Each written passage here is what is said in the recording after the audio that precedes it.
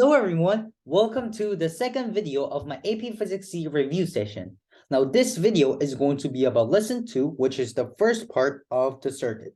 So I'm going to explain about the basics of the circuits as well as the resistance, ammeter, voltmeter, and stuff like that. There is the second video for the circuit part, and that will be on lesson 3, my next video. So if you want to know about capacitors, inductors, solenoid, and stuff like that, then check that video. Plus, I have in my 7th video, I believe, that video is going to be about RLC circuit. So if you know deep knowledge about circuits, then go check that video, please. So let's get started.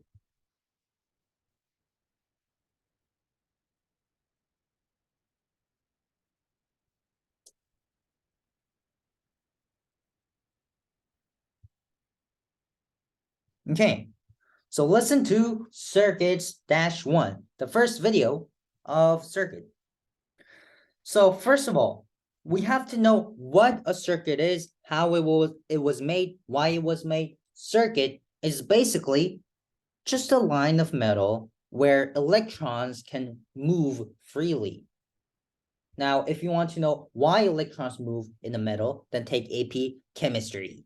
But anyways, circuit is basically a metal wire where electrons can move, and that movement in electrons is literally called the current, and that electric current can be used deliberately to, for example, light up a bulb or run a computer or whatever purposes.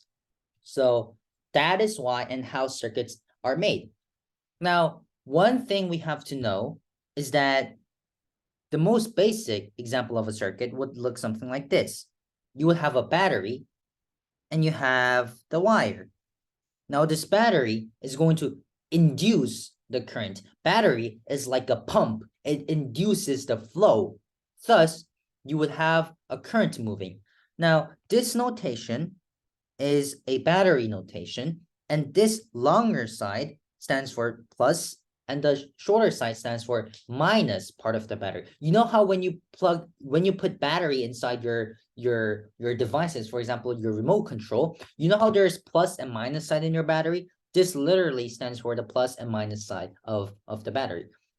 Now, when you have such battery, current is always induced from the longer side to the shorter side, like this. So if the battery is placed in this direction, you'd have a clockwise direction current induced. And if you have the battery opposite way, then you would have counterclockwise current induced. Now, of course, there are many other elements that can be added onto a circuit. First is, as I mentioned, battery, classic, boring. Second is resistor. Resistor looks like this. It looks like a spike. And basically what it does is that it resists the current. It reduces the current. Now, one thing you have to know is there is nothing such as an ideal circuit in real life. Every circuit has resistance in the circuit. I mean, I'm not saying that you're purposely adding resistors on the circuit, but just the circuit itself, the wire itself has resistance because it's not ideal. The electrons cannot 100% freely move. There is some resistance on the path. But still, in our level of physics, we just assume that the wire is ideal and there's no resistance in the wire except for this specific parts that actually denotes that they are resistant and they have resistance. Now, honestly, these two are the most important two, and pretty much the only two that you will have to know for this video. Now, in the next video, you will have to know about solenoid or inductor and capacitor, but in this video, I'm not going to talk about it. Now, actually, I was wrong because you will also have to know about this ammeter and this voltmeter in this video. Now, what ammeter is telling is that what ammeter is that it's a device used to measure amperes or the amount of current that's flowing on the wire. So I just mentioned the unit for a current is ampere, And the device used to measure ampere is ammeter, which looks like this. Now then, what would voltmeters do? Well, it measures voltage. And what is voltage? Well, voltage is literally, I've also talked about this in the previous unit. It is the electric potential, but also it is the pump or the strength of the pump made by this battery. So it's more like how strong the pump is or how much you fall from the resistor. Now, I'm going to explain this more in the water flow analogy later, so wait on to it. Now you have these two. These two are very important when you're actually dealing with real life problems, but in AP Physics C, you don't have to know it because the two are the switches, each switch and a light bulb, and now they're not going to help you with your calculations. There's no rules applied to these two. So you don't really have to know them in terms of problem solving purpose. But of course, when you're dealing with actual wires, switches and light bulbs are literally the most important elements. So you would have to know those. Anyways, now this one over here, I actually don't know what you call this in English. I know how you call it in Korean, but anyways, yeah, that's also one element. And this one over here, it's a heart. It's not a thing. But if I just leave this part blank, then it will look kind of weird. So I wanted to fill up this place. So I just draw something random. So that being said, let's move on to the water flow analogy. So if you watched my video about RLC circuit, you would already know what I'm going to talk about. But this water flow analogy it's a great awakening. It's a whole new analogy. This will going to just completely change your point of view on this circuits. It's going to make things make much more sense. So I'm going to explain how it works. So let's think about circuit as not a circuit, but a path where water can flow around. So a plain, normal wire without any element attached would look like this. It's a normal water path, but there is nothing special onto it. It's a flat water path without a ramp, without a pump, without anything. Now, if you add an element, if you add a battery, then that in this water path is like a pump. Now, what this battery is going to do is that it's going to induce current. Same. This pump on the water path will induce the water flow. Now then, what is a resistor? What if you add a resistor on your circuit? That is equivalent to adding a downhill onto your circuit. So once you pump up water using battery, then you would lose that height gained by the pump through the downhill. Same idea. In the circuit, the water current, the induced by the battery you have, would be reduced once it crosses the resistor. So that's the idea over here. Now, I told you that I'm going to explain about voltage later after I explain water flow analogy, and I'm going to do that right now. Now, when you have a voltage or electric potential basically means the height in water path. That is why voltage increase when you go across a battery, because the height increase when you go up through the pump. And if you go across the resistor, then your voltage decrease, because basically in water flow analogy, what it means is that you're going down a downhill. So if you go down a downhill, your height would decrease, and height is equivalent to voltage in circuit. So this analogy of going up and going down is really important. The pump or the battery will make you go up, thus have a higher voltage, while the resistor would make you go down. It's like a downhill, thus your voltage would decrease.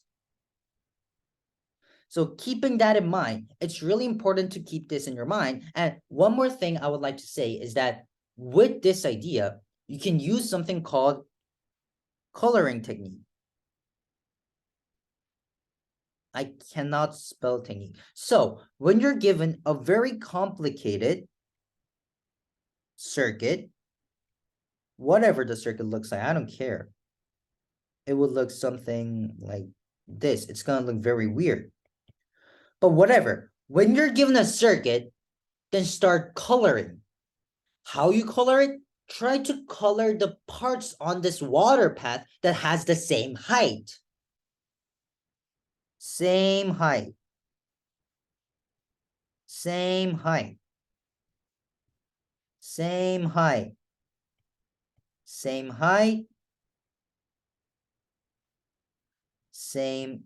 Oh, this is way too thick. Same height. Same height. And same height. Now, what I'm saying is that when I say same height, of course they're the same height because there isn't a pump nor a downhill within these fragments that are colored in one color. However, once your water path reaches a downhill or a pump, of course, the height of your water path would change.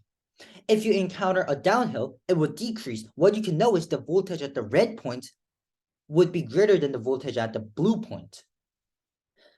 Other way around, if you encounter a pump, then your voltage at yellow point will increase when it moves to the voltage at the right point because you're moving up the pump. So color all these parts with same voltage or same height.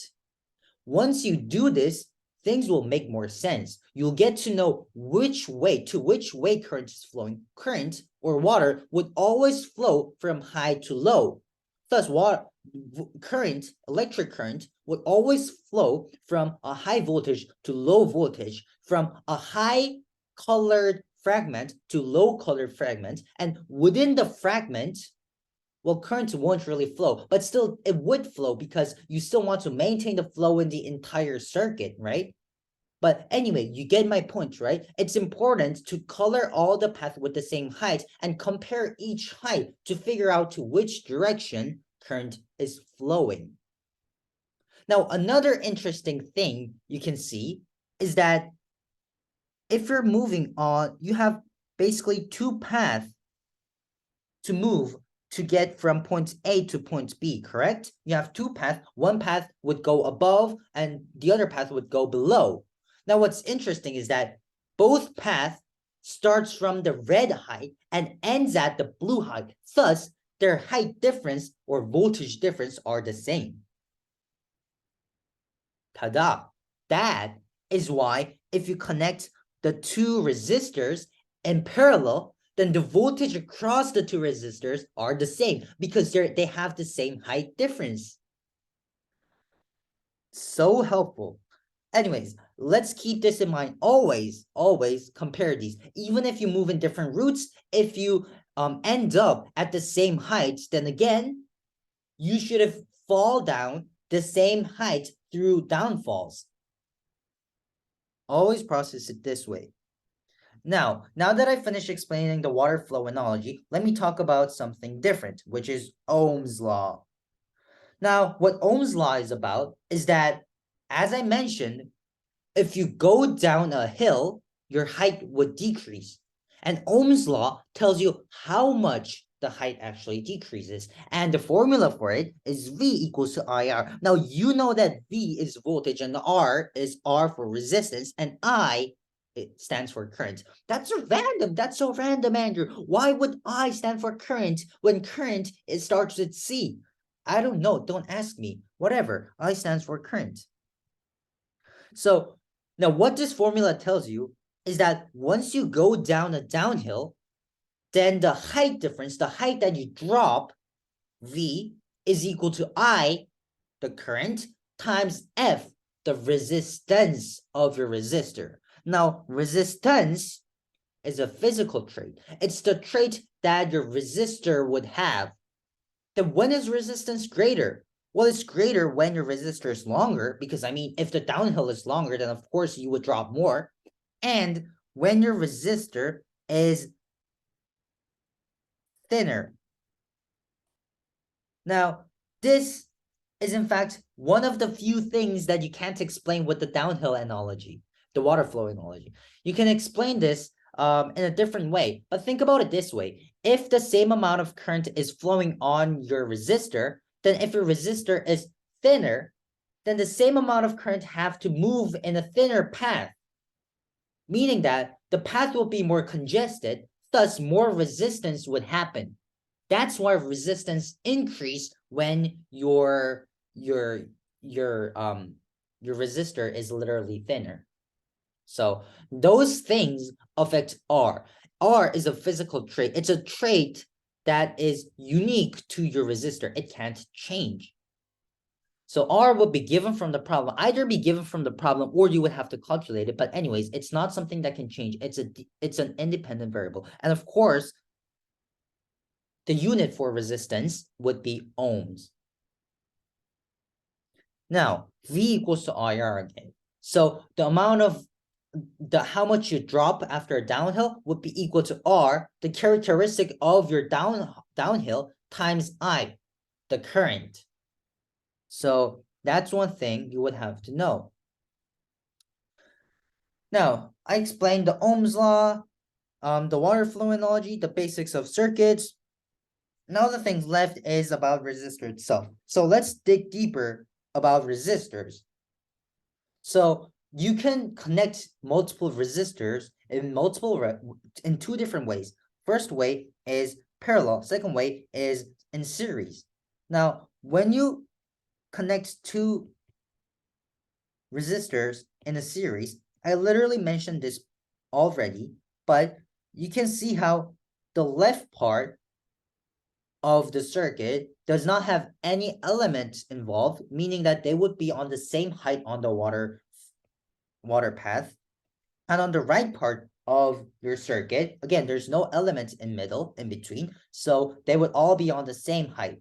Thus, even no matter which downhill you choose to drop, still you start from the same height and end at the same height, meaning that the height difference of both resistor or the both downhill would be the same.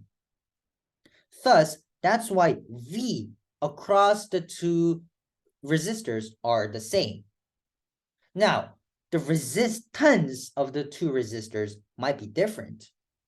One might be 10 ohms, the other one might be 20 ohms.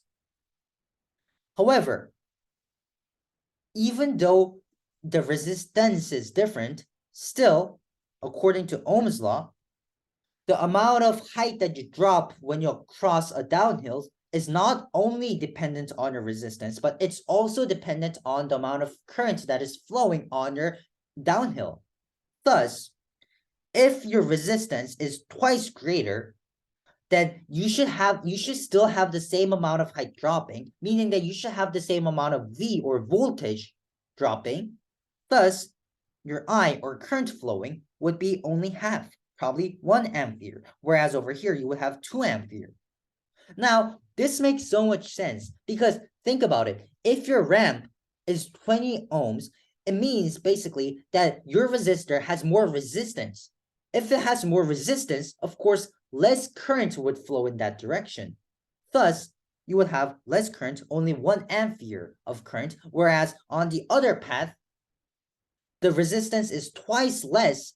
And if resistance is less, of course, you would have more currents. More currents would prefer using that downhill. Thus, you would have twice more current. That's why you have 2 amperes. Makes so much sense. Easy. Yeah, that's how you use Ohm's law when you're given a parallel connected resistors. Yeah. Now, one thing you would have to know is that if you have such parallel connected resistor, then basically you can combine the resistance of the two into a singular resistor. Now, how you do this is if you say the resulting resistance is R, then 1 over R equals to 1 over R1 plus 1 over R2. Now, you might ask me why this formula works. I don't know, but it just works this way. So just memorize it. It's not very hard to memorize. It's literally just inverse and then add, and then that's equal to the inverse of the result, the final result. So that's what you have. Now, one thing interesting is that actually, let's do this. So we have 10 ampere and 20 ampere. If you apply this into formula, then 1 over 10 plus 1 over 20 equals to 3 over 20, meaning that R will be inverse of 3 over 20, which is 20 over 3. Now that's about 6.7. What you can notice is that the initial resistance, resistance individually were 10 ohm and 20 ohm. However, if you add the two, it becomes 6.7. It in fact decreased. Yes, that is how resistance works when they're connected in parallel. When the resistance get connected parallel, then in fact the total resistance, the combined resistance drops. However, there's a different way to connect resistors, and that is called series connection. You can connect them horizontally like this. Let's say again, they're 10 ohms, 20 ohms. Now, what's interesting is this time it's not a situation where you have two different slides, like two options, like a water park, and you can choose one of the slides, but it's more like you have one slide and another slide connected right after it. So you would have to inevitably fall down on both slides. Thus, if you color this circuit, you can see how on the first downhill and the second downhill, you start from a different position and end at a different position. So, of course, the amount of the height that you drop from both downhill should not be the same. I mean, it could be the same, but it doesn't always have to be the same. I mean, think about it. If you have two slides right next to it, and you start from the same point and end at the same point, then of course both slides will have the same height. But if it's a case where one slide comes and then the next slide comes after, then of course the height difference does not have to be the same. They can be different. However, there is one thing that both of them needs to be the same, and that is the current. Now, in the above situation, some water might choose the right slide, the other one might choose the left side. Thus, they have different current. But in this situation, every single water that drops on the first slide has to also drop on the second slide. And every single water that drops on the second slide should have dropped from the first slide before. Thus, both of them has literally the same water dropping, meaning that they have the same current. That's why when you have resistors connected in series, you have same current flowing in both of them. Now, when you add the two, again, similar to the situation before, if you add the two resistance that are connected in series, you can do that. It becomes, this time the equation is much, much easier. R equals to R1 plus R2. You literally just add the two. So it will become 30 ohm. Yep, that's how it works. So you would have to use that. So I think I explained enough for the resistor when you connect them in parallel series. Now, the last thing about resistor to talk about is the power in resistor. Now, when we say power in E&M, P equals to VI for a resistor. It is basically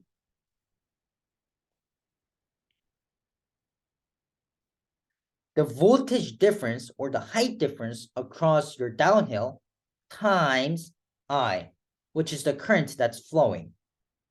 Now, think about it. When you say power, what does it mean? It basically means like how much work you can do, right? And how much work you can do, how much efficient it is. How much efficient is your downhill? How well can your downhill bring down water? Well, your downhill would bring down water better if your downhill is higher and if more water is flowing on your downhill. Thus, you multiply the height and the water flowing, which would be V times I. That's why power, or how much work you can really do, can be expressed as V times I. Now, using Ohm's law, V is equal to IR, you can change V times I into V times, now I is equal to V over R according to Ohm's law. Thus, you can substitute this into I and make this formula, change this formula into V times V over R, which is V squared R. Now, you can also change this formula because you have V is equal to IR, and you can plug in IR into V, which would give us IR times I, or I squared R. So you have three formulas that you can use: I squared R, V squared over R, or V times I. Anything you choose based on which information you're given. So that's about powers. And powers, in some easy questions, they literally ask, what's the power at this point? Or at this resistor. Now, that's not going to be hard because you know the formula now. But there are some questions that says, like, you have a light bulb, and this light bulb has a power of something watt, like 2000 watt. I don't know. Now, if this is the situation, then you have to remember that, in fact, light bulb is a type of resistor. Think about it. Light bulb takes up the electric current to light up. It reduces the current to light up. So basically, light bulb is also a resistor. Now think about it this way. In water path analogy, light bulb would be something like a wheel. You know how there's this wheel on water path that like rotates when water flows onto it in order to generate electricity or something? It's something like that. It's still resisting, but it's not just wasting up, but it's using the electric current to generate light. So it's a source of resistor, but I guess a more helpful resistor to us. So basically, when it says light bulb can light up light with the power 2000 watt, it basically means that the power at this resistor, think it as resistor, not a light bulb, is 2000 watt.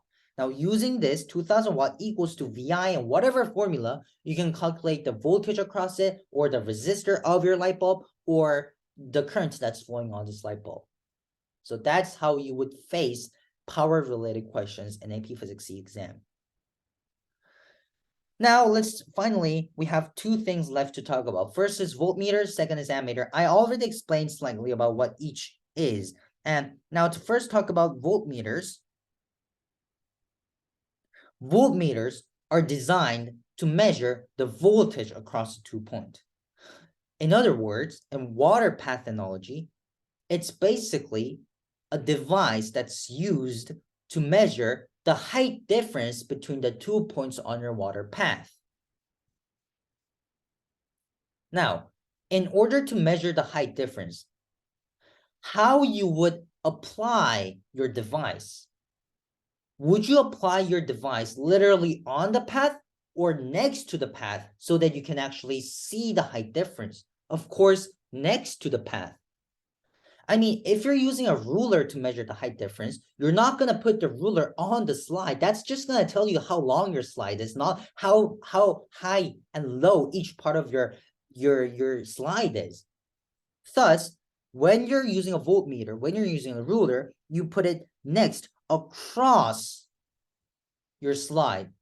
That's why when you use a voltmeter, you don't literally connect voltmeter on your circuit like this, but you connect voltmeter across as parallel on the points where you want to see the voltage difference. So that's how you would use voltmeter. The next thing you have to consider is then, what would the resistor in the voltmeter be? Now, again, remember, every component, every element in your circuit has resistance, even the circuit itself, even the wire. However, you just assume that the resistor of your wire is extremely low because it is extremely low. So you just consider that it's negligible and thus zero. Then what will be the resistance of your voltmeter? Would that also be zero? It won't be zero, but it will be infinity. It will be extremely big. Why? You want all the water to just still move on your downhill. You don't want some water to take an alternative path and in fact change the water flow. You don't want that to happen. You simply want to measure the length. So if you think it in the water path analogy, you just simply want to add the ruler where no water can flow through, not a proper water slide where water can actually flow through and make an alternative path, right?